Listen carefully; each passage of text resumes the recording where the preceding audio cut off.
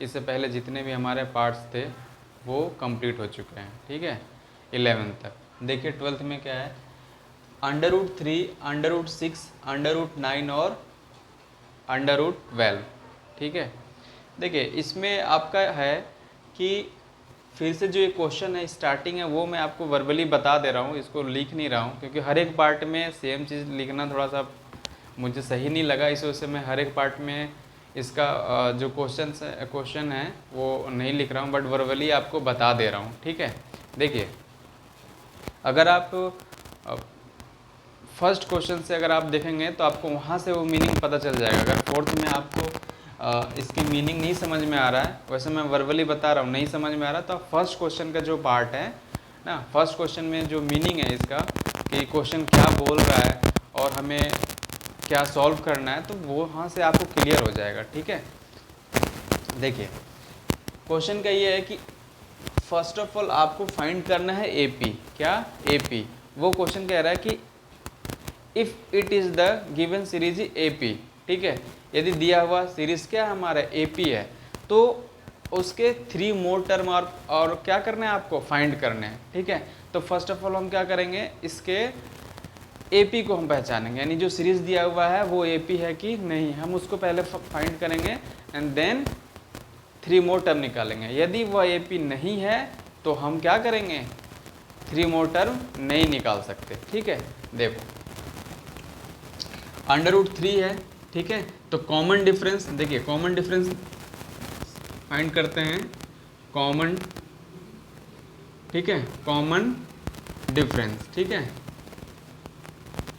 Common difference D मान लेते हैं, ठीक है। ये कितना हो जाएगा, first second term minus first term, ठीक। ये देखिए क्या हो जाएगा आपका √6 और माइनस √3। देखो आप इसको सॉल्व नहीं कर सकते, एज इट इज़ आपको छोड़ना पड़ेगा क्योंकि ये सब्ट्रैक्ट नहीं होगा। सब्ट्रैक्ट होने का क्या रूल बताया था कि ये अंडर में जो वैल्यू है दोनों क्या होने चाहिए, सेम होना चाहिए। इसे प्रीवियस वीडियो में जो अच्छे से आपको समझा दिया था, ठीक है। देखिए अगेन अब एक तो निकल गया, सोल्यूशन इसका हो गया। अब दूसरा देखो आप D2 क्या करोगे, √9 माइनस √6, ठीक। ये √9 यानी क्या 3 और माइनस √6, ठीक है। और D3 देखो आप √12 माइनस √9, ठीक। ये 12 अगर आप निकालना चाहो तो कैसे फाइंड करोगे, देखो 4 √3 आप लिख सकते हो माइनस, अब ये √9 है, इसका क्या हो जाएगा आपका 3, क्योंकि √9 की वैल्यू क्या हो जाएगी आपकी 3, ठीक है। अब यहाँ पे देखो आप √2 है, सॉरी √4 है, ठीक है, तो √4 है, उससे बाहर क्या आ जाएगा आपका 2 और √3 आपका अंदर रह जाएगा और ये हो जाएगा आपका 3। ये भी एज इट इज आपको छोड़ना पड़ेगा क्योंकि अभी इसके आगे कोई सोल्यूशन नहीं है। तो आप देख रहे हो कि तीनों क्या है आपके, एक ये और एक ये और एक ये कॉमन डिफरेंस आपके सेम है नहीं। अब कॉमन डिफरेंस सेम नहीं है तो आप क्या लिख दोगे, the common difference is not same, that's why it is not AP, ठीक है। देखो since common difference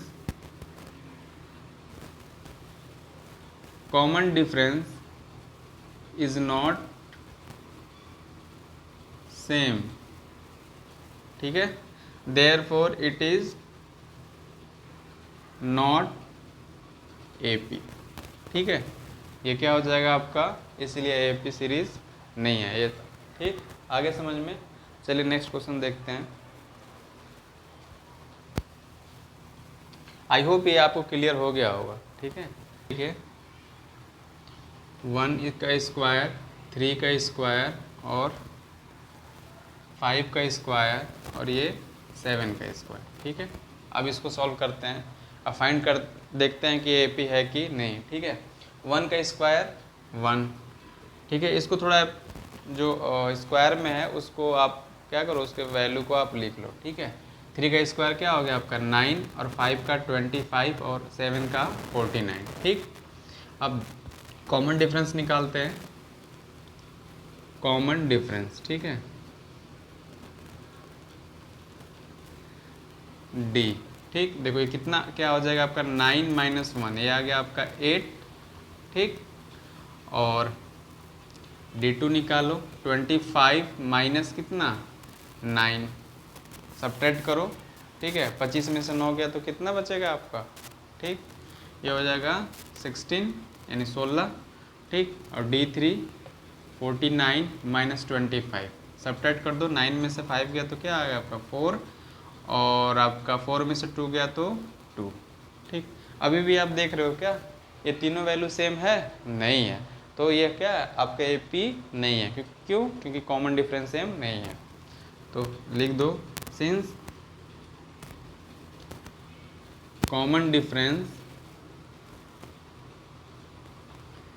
is not same, ठीक है, therefore it is not AP। ठीक, आगे समझ में क्या कि कॉमन डिफरेंस सेम नहीं है तो यह एक AP नहीं है। ठीक, आई होप ये आपको क्लियर हो गया होगा। अब चलो देखते हैं नेक्स्ट क्वेश्चन।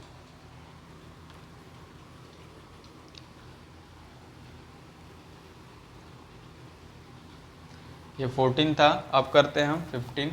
ठीक है, ये हो गया आपका 15। देखिए 15 क्वेश्चन क्या कह रहा है, 1 का स्क्वायर 5 स्क्वायर 7 स्क्वायर 73। ठीक, 1 स्क्वायर 5 स्क्वायर 7 का स्क्वायर और ये 73। ठीक, अब इसको भी आप इसके स्क्वायर को लिख दो। ठीक है, 1 का स्क्वायर 1, 5 का स्क्वायर 25, 7 का स्क्वायर 49, 73 कॉमा आया। अब यहाँ से निकालो again common difference. Common difference क्या हो जाएगा, 25 - 1 क्या आ गया 24। ठीक, अब ये D था आपका, अब D2 49 - 25, यहाँ भी आ गया आपका 24। 9 में से 5 गया तो 4, और 4 में से 2 गया तो 2। D3 निकालो, 73 - 49। ठीक है, 9 4 13, यहाँ भी आपका 24 आ गया। तो अभी आप देख रहे हो क्या कि इसका कॉमन डिफरेंस क्या है, सेम है। अब कॉमन डिफरेंस सेम है तो देखिए कंडीशन था कि यदि कॉमन डिफरेंस आपका सेम है तो आपके 3 मोर टर्म फाइंड करने पड़ेंगे। तो आपके 4th टर्म तक दिया हुआ है, अब आपको क्या फाइंड करना पड़ेगा, 5th 6 और ये 7 टर्म। ठीक है, यही है क्वेश्चन का मीनिंग। इससे प्रीवियस वाले क्वेश्चन में हमने ये टर्म क्यों नहीं निकाला, क्योंकि हमारा कॉमन डिफरेंस सेम नहीं था और वो AP नहीं था। ठीक है, अब देखो ये हो जाएगा आपका, लिख दो क्या, सिंस कॉमन डिफरेंस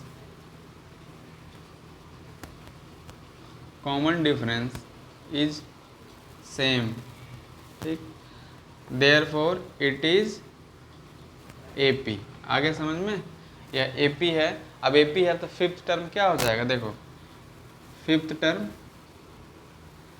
टर्म क्या हो जाएगा, जो भी आपका कॉमन डिफरेंस आया है और उसके पहले वाले टर्म को क्या करो आप ऐड कर दो, यानी 73 है, आप प्लस 24 आप ऐड कर दो, कितना आ जाएगा 4 और 3 7 और 2 और 7 9, 97 आ गया। 5th टर्म हो गया। 6th टर्म देखो 97, यानी 5th टर्म जो आया है अब उसमें कितना ऐड करोगे कॉमन डिफरेंस, तो कितना हो जाएगा 7 और 4 11, 1 कैरी, और 9 और 2 कितना होगा आपका 11 और 1 12, यानी 121 आया समझ में। अब फिर से देखो तो कौन सा टर्म निकालोगे आप, 7th टर्म, कितना जगह 121 + 24, ये होगा आपका कितना 5। ठीक, और 2 2 4 और ये हो गया आपका 1। ठीक, आगे समझ में। ठीक, तो ये देखिए आपका, यानी कि आप यहाँ लिखना है तो लिख सकते हो क्या, 5th टर्म क्या आ गया 97 और 6th टर्म आ गया 121 और 145। ठीक, आगे समझ में। तो ये देखिए था, यानी इसके तीनों पार्ट में लास्ट वाले पार्ट में आपका AP था, बाकी दोनों पार्ट में AP नहीं था। ठीक, तो ये 3 टर्म हो गया आपके 97, 21 और 125। ठीक है, आई होप ये चीज़ें आपको क्लियर हो गया होगा। अब देखिए आपके जितने भी पार्ट्स थे फर्स्ट से लेकर यानी फोर्थ का, फर्स्ट से लेकर कितने थे 15 तक, ठीक है।